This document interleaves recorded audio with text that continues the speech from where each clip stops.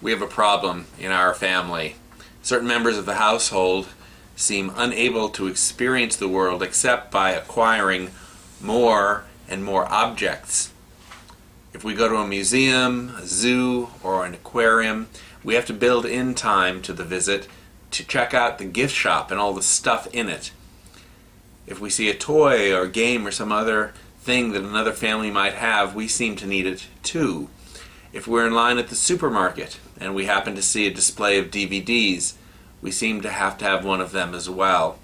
I mention it because of the last command in this week's Parsha, known as Aseret HaDibrot, the Ten Commandments, which says, Lo tachmod, do not covet. We're not supposed to want something that we should not otherwise have. Now, it's been noted that the first half of the Ten Commandments legislates our relationship to God, while the second half concerns our relationship to other people. If that is so, then the statements that we usually number 6 through 10, the second half, can be seen as variations on a single theme, sequenced in descending order of severity. You shall not murder another person, taking their life; commit adultery, meaning take their spouse; steal property from another person, theft in a literal sense; bear false witness in court, meaning taking away someone's property to be awarded to someone else; and finally, lo tachmod, you shall not covet, meaning even think about or act on your desire for what someone else has. Read as a unit, these last 5 commands in the 10 Commandments describe variants on one idea. In order for human beings to get along, we should not take what is not ours to take, whether it is life, wife, or property. If that is correct, Aseret HaDibrot defines these two relationships with God or with other people as revolving around 2 basic ideas. First, our relationship with God is defined as one in which we acknowledge God as the one and only God, and show that by not worshiping or creating idols of other gods. That relationship is one of loyalty. Our relationship with other people, on the other hand, is one in which we avoid transgressing against them by taking what is theirs. That relationship is one of respect for other people's property. I'll take it one step further.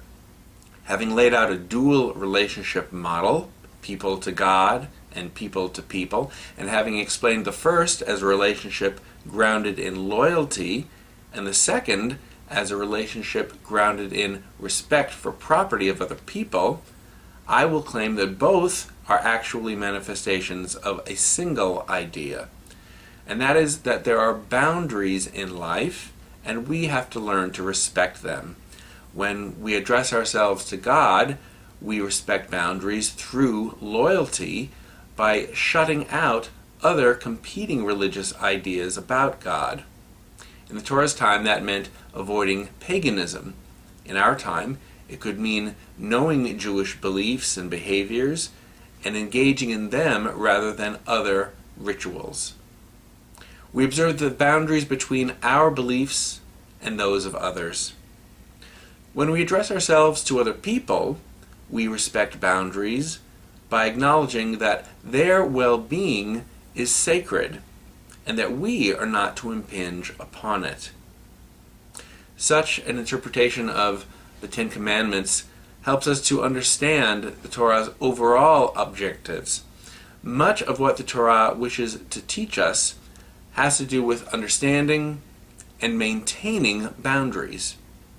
Those between Jews and other people, between one person's property and another's, between categories of animals, in order to determine whether they are fit for human consumption or, in the ancient period, fit for sacrifice. That approach deeply influenced the early rabbis, who created a culture shaped almost entirely by the idea that we have to categorize things in order to understand them, to control them, and to invest them with sanctity. Like the other mitzvot that precede it in Aseret HaDibrot, in the 10 Commandments, lo tachmod, don't covet, is a caution about behaviors, although unlike the other commands, it takes effect at a step before the act itself, at the moment when we conceive of that sin. It concludes the Ten Commandments by reaffirming that it is the boundaries between desire, wanting something, and acquisitiveness, actually taking it, that sanctifies our relationships with both God and other people. From Congregation of Beth Judea, Shabbat Shalom.